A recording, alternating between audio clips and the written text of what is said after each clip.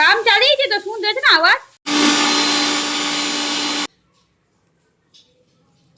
এবার দেবে নাকি?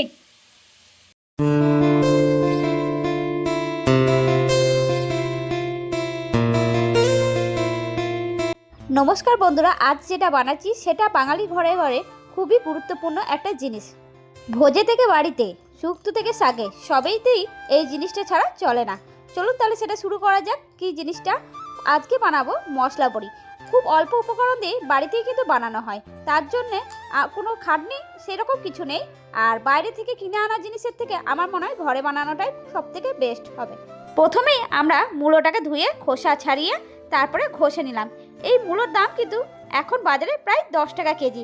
দ্বিতীয় উপকরণটি হলো কলাইয়ের ডাল, যেটা আপনাদের আগের রাতে ভিজিয়ে রাখতে হবে। তো সেটাকেও ভালোভাবে ধুয়ে নিয়ে বেটে নিতে হবে। মূলো লেগেছে আমাদের 500, আর তার দাম হলো 5 টাকা। আর কলাইয়ের ডাল লেগেছে আমাদের এখানে 250, আর সেটার দাম হলো 35 টাকা। আর বাকি যে মশলাপাতিগুলো লাগবে সেগুলো ঘরেই পাওয়া যায়, তাই সেগুলোর দাম আর বললাম না।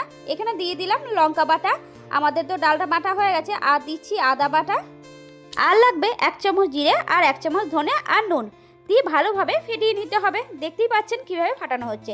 আর আপনাদের যদি মনে হয় যে ঠিকঠাক ফাটানো না হয়েছে, তাহলে কোনো বাটিতে একটুখানি জল নেবেন, তার উপর একটুখানি ছেড়ে দেখবেন যে ওটা ভাসছে কিনা। যদি ভাসে তাহলে ঠিকঠাক ফাটানো হয়ে গেছে।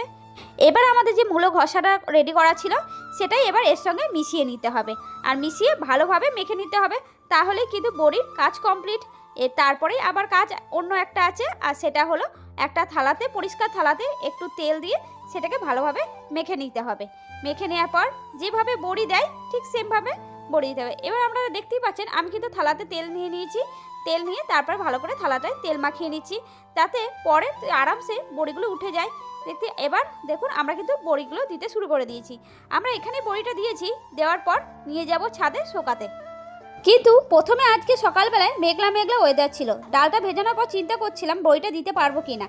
তারপরে আপনারা দেখুন কিভাবে রোদটা উঠেছে, তো একটু দুশ্চিন্তা দূর হলো যে বড়িটা আজকের দিনের মধ্যে অনেকটা আমাদের শুকিয়ে যাবে। তো এইভাবে বাড়িতে বানিয়ে দেখুন, আশা করছি খুব ভালো লাগবে। Tata, bye bye.